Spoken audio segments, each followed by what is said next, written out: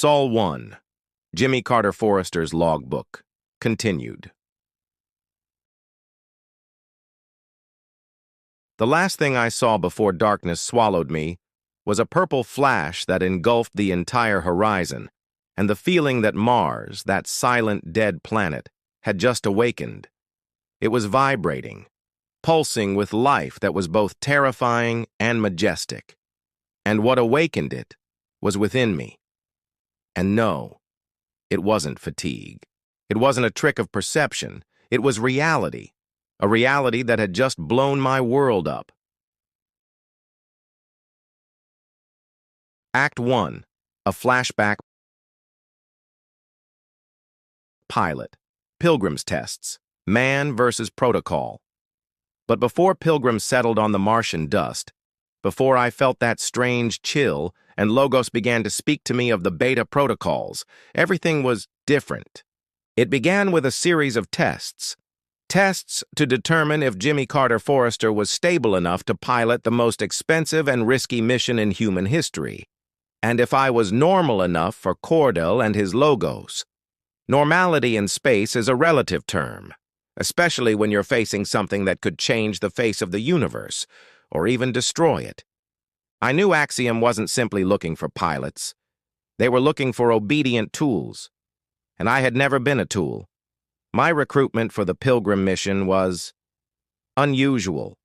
After years of service in the Earth Space Defense Force, after countless rescue and reconnaissance missions, I thought I'd seen it all. But Cordell and his Axiom Corporation were playing in a different league. There were no advertisements, no open recruitment. There were invitations, elite, precise, targeted to a select few.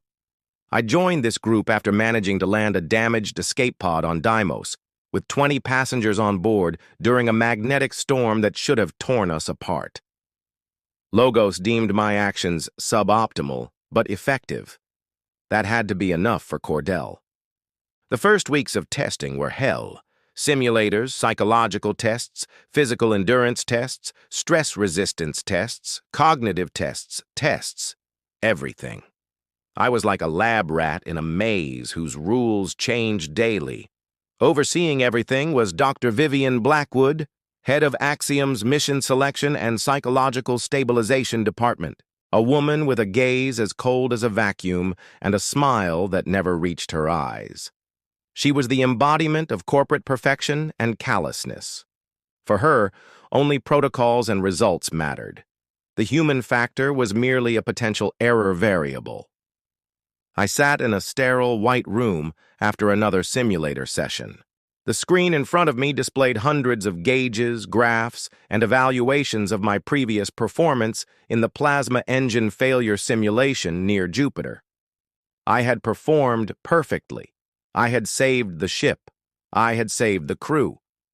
But I sensed something was wrong. Dr. Blackwood entered the room without knocking. Her steps were silent and precise, as if she were walking on an invisible chessboard. She wore a perfectly tailored gray Axiom uniform, and her dark hair was pulled back into a tight bun, as if every stray strand were an affront to her perfect world. In her hand, she held a thin tablet, which probably displayed all my flaws and imperfections. "Engineer Forrester," she began, her voice smooth but devoid of any emotion. "Your results in recent simulations have been satisfactory, even above average considering your somewhat unconventional methods. Unconventional methods saved the ship, Doctor." "And the crew," I replied, refusing to let her tone provoke me. For days now, I'd been trying to extract one crucial piece of information from her, to no avail. I knew that if I was to pilot this ship toward the sun, I had to know everything, every detail, every risk. That was my principle. Knowledge is life. I agree.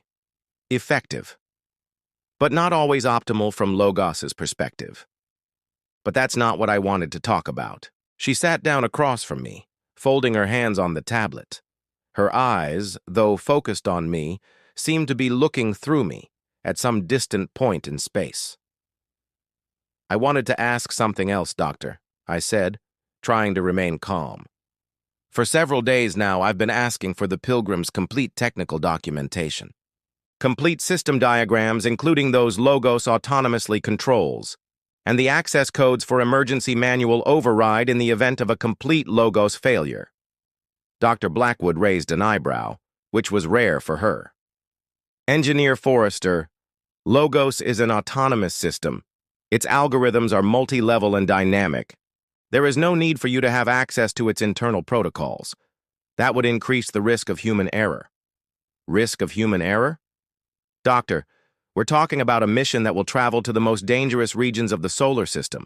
We're talking about researching dark matter, a potentially unstable, unpredictable substance.